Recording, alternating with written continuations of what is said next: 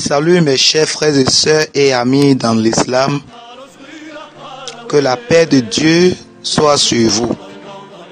Je viens encore vers vous pour vous parler au cours de cette émission d'un sujet capital que vous aussi vous devez chercher à connaître et à comprendre.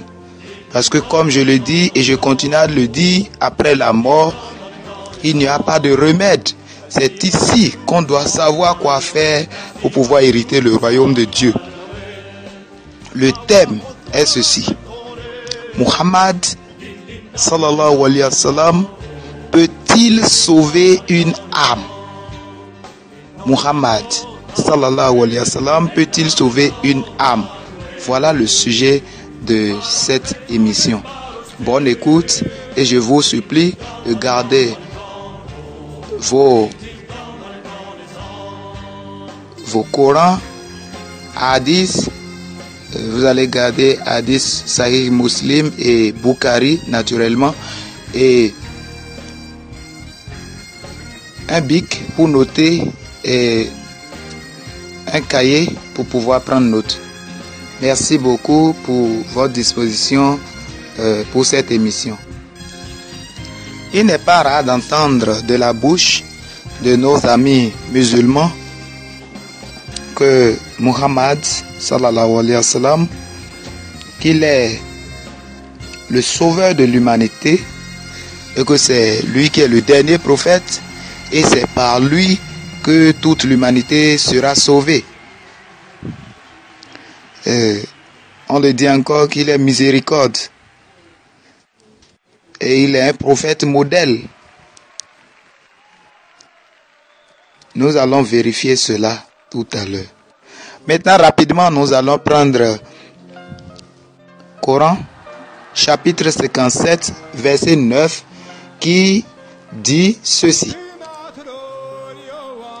C'est lui qui fait descendre sur son serviteur des versets clairs, afin qu'il vous fasse sortir des ténèbres à la lumière, et assurément, Allah est compatissant envers vous et très miséricordieux.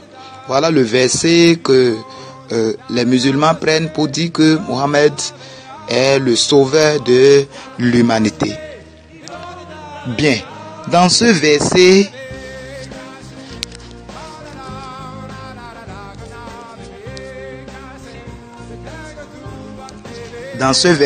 nous voyons clairement que Mohammed devrait faire sortir le peuple à qui il a été envoyé des ténèbres à la lumière par le Coran. Par le Coran, il devrait faire sortir. Nous allons vérifier s'il l'a fait vraiment et s'il a la capacité de le faire. Et de quel peuple il s'agit, nous allons aussi vérifier ça rapidement. Voilà, nous prenons rapidement Sourate chapitre 36, c'est-à-dire Coran, Yassine, versets 2, 3, 4, 5, 6, qui dit ceci. Par le Coran plein de sagesse, tu, Muhammad, est certes du nombre des messagers sur un chemin droit. C'est une révélation de la part du Tout-Puissant, du Miséricordieux, pour que tu avertisses un peuple dont les ancêtres n'ont pas été avertis, c'est-à-dire les Arabes. Ils sont donc insouciants. Le verset 11 dit ceci. Tu avertis seulement celui qui suit le rappel, c'est-à-dire le Coran, et craint le tout miséricordieux, malgré qu'il ne le voit pas. Annonce-lui un pardon et une récompense généreuse. Est-ce qu'il a réussi à le faire? Parce que la seule chose que les musulmans, c'est-à-dire les érudits islamiques, visent, c'est qu'il a éradiqué l'idolâtrie de la Mecque, parce qu'à Kaaba, il avait 360 idoles dans l'arabe pré-islamique. Mais maintenant, qui a plus idole? Ce n'est pas vrai, ce n'est pas vérifié. Parce que à la Mecque, la pierre noire que les gens adorent est toujours là. Ils adoraient ça avant l'arrivée de l'islam et c'est toujours là. Dieu n'a jamais appelé la pierre noire dans le Coran parce que c'est le Coran qui est la parole de Dieu selon les musulmans, parce que c'est la parole directement venue de Dieu selon les musulmans.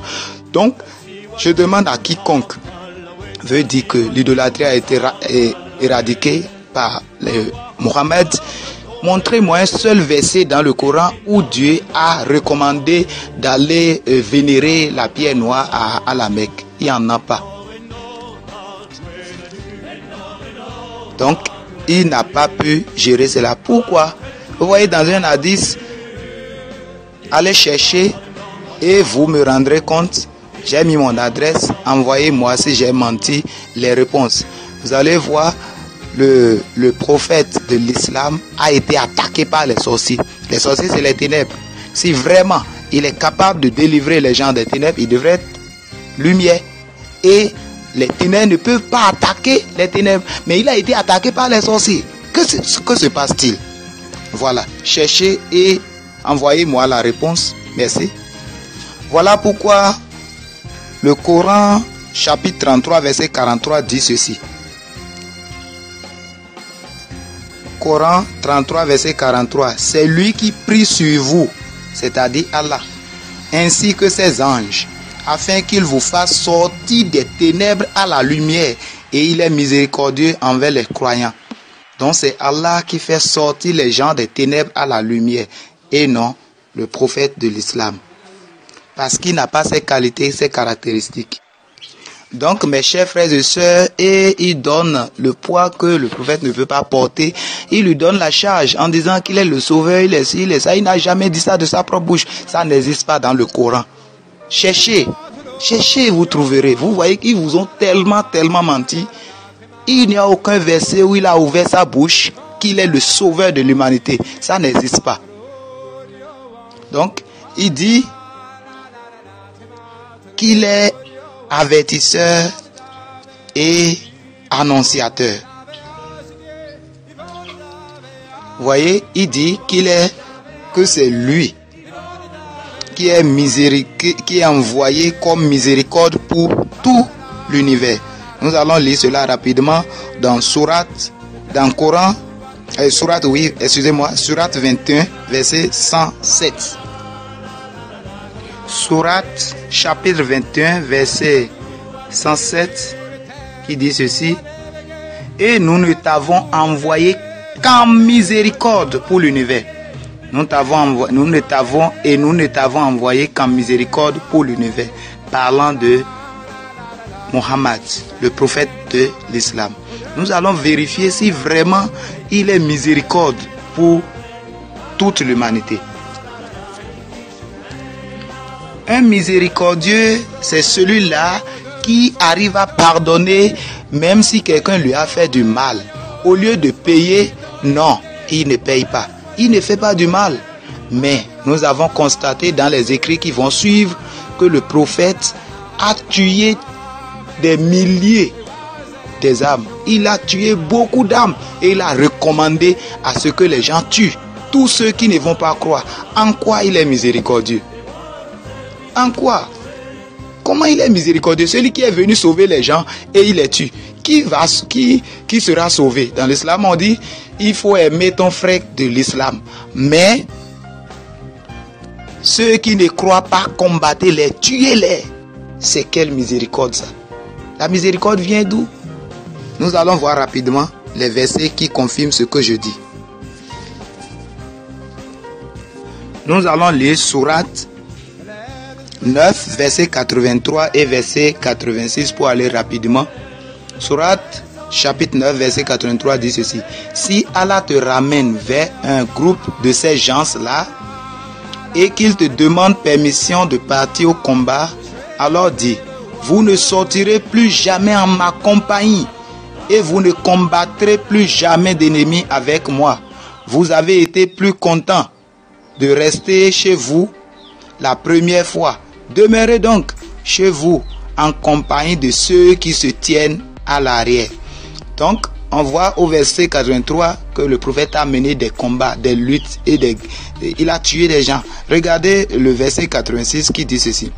Et lorsqu'une sourate est révélée, croyez en Allah et luttez en compagnie de son messager.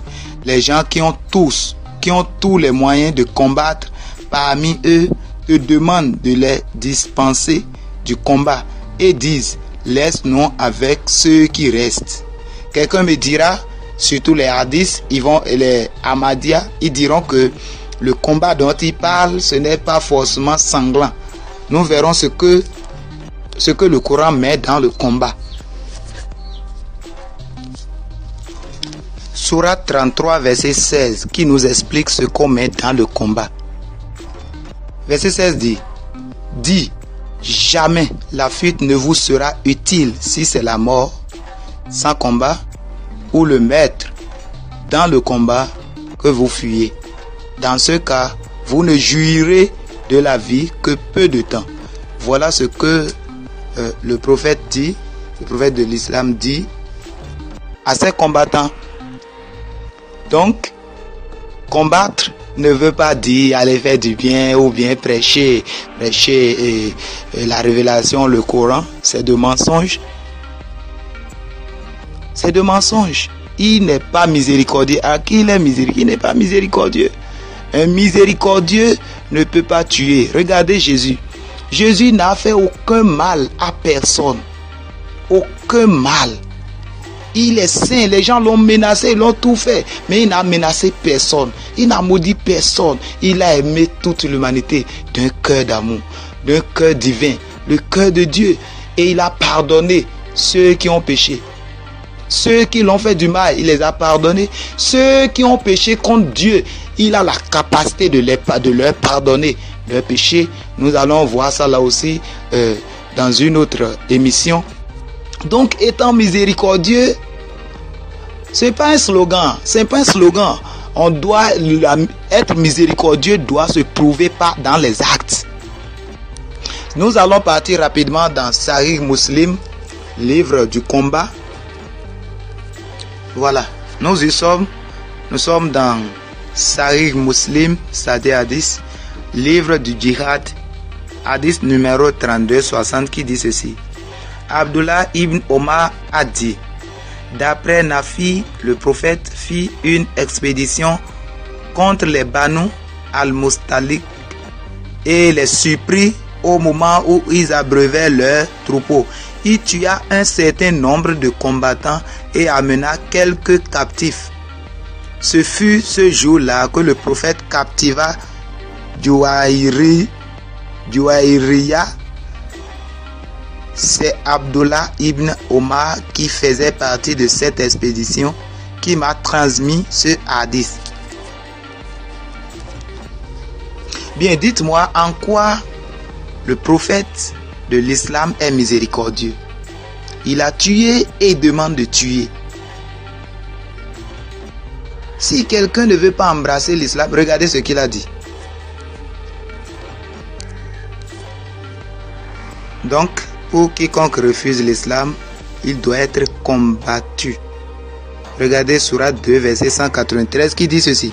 Et combattez-les jusqu'à ce qu'il n'y ait plus d'association et que la religion soit entièrement à Allah seul. S'il cesse donc, plus d'hostilité, sauf contre les injustes. Donc, il faut combattre les injustes, tous ceux qui refusent d'accepter l'islam. C'est quel sauveur? Je veux dire aussi